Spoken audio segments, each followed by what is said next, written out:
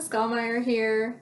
I'd like to share with you the Mousehole cat. It's a longer one, but it's very well loved by me, and it's about a community facing a challenging time, so I thought that it was apt.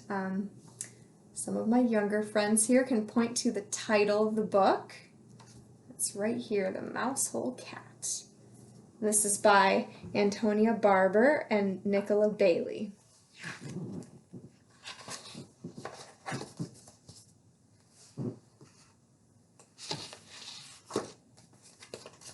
You can see here a man with a net.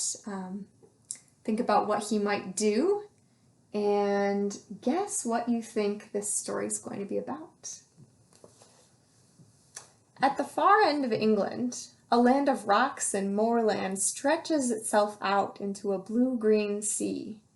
Between its high headlands lie tiny sheltering harbors where the fishing boats hide and the winter storms are blowing.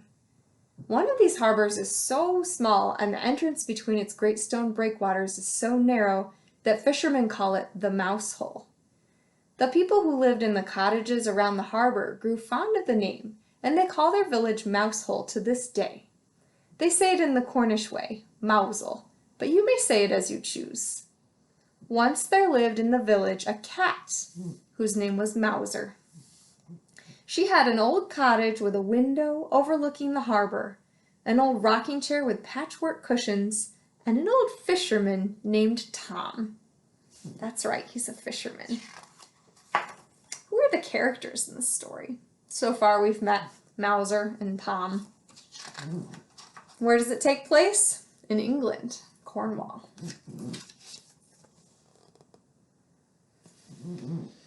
Mouser had had many kittens in her time, but they had all grown up and left home. Her eldest son kept the inn on the quayside. It was noisy and smoky, and his man had once spilled beer on Mouser's head as he was drawing a pint, so she did not go there very often. One of her daughters kept the shop on the corner. It was busy and crowded, and her lady had once stepped on Mouser's tail as she was weighing out some vegetables, so she did not go there very often either. Sometimes Mouser felt that her children had not trained their people properly. Do you have pets? If so, imagine what do you think it would be like if your pet thought of you as being their pet. What do you think Mouser likes to eat? Her own pet, old Tom, was very well behaved. He never spilled the cream when he was filling her saucer. He always stoked the range to a beautiful golden glow. He rocked the rocking chair at just the right speed, and he knew the exact spot behind her left ear where Mouser liked to be tickled. What was more, he never wasted his time drawing pints of beer or weighing out vegetables. When he was not looking after Mouser, he passed the day in the most useful way possible. He took his little boat through the narrow opening between the great breakwaters, out into the blue-green sea, and caught fish for Mouser's dinner. That's right, Mouser likes to eat fish. Mouser was very partial to a plate of fresh fish. In fact, she never ate anything else, but she liked a little variety. So on Mondays, they made morgy broth, Mouser's favorite fish stew. On Tuesdays, they baked hake and topped it with golden mashed potatoes. On Wednesdays, they cooked kedgeree with delicious smoked ling.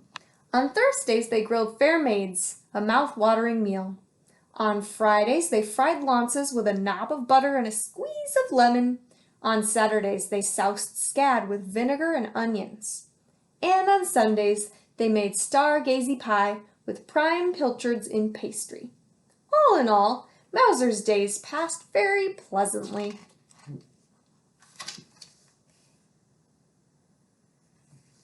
Then one year there came a terrible winter. At the far end of England, the blue-green sea turned gray and black. The great storm cat is stirring, thought Mouser as she watched at her window. The wind whined like a wild thing about the high headlands. It came hunting the fishing boats in their hidden harbors. When the great storm cat is howling, thought Mouser, it is best to stay snug indoors by a friendly fire. The sea drew itself up into giant waves and flung itself against the great breakwaters.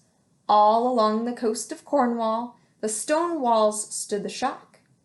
Then the sea sucked up its strength again and roared right over them, sinking the sailing boats in their home havens. But it could not get into the Mousehole. Mouser watched as the great storm cat clawed with his giant cat's paw through the gap in the harbor wall, but it was too small. He gnarled and leapt up at the great breakwater under the lowering sky, but it was too high. The fishing boats sat safe as mice in their own mousehole, but they could not get out. What's the problem in the story?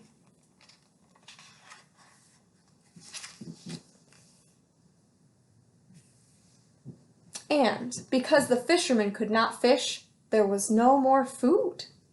They ate up the few vegetables that were left in their storm-racked gardens. They ate up the salted pilchards that were left in the cellars.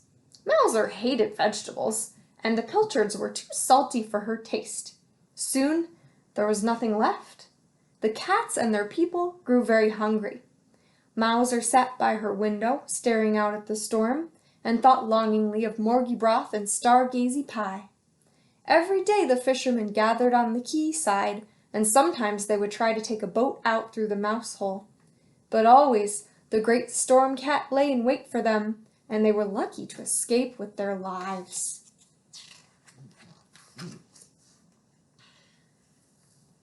Then at last one evening, as old Tom sat with Mouser on his knee, she felt him take a deep sigh.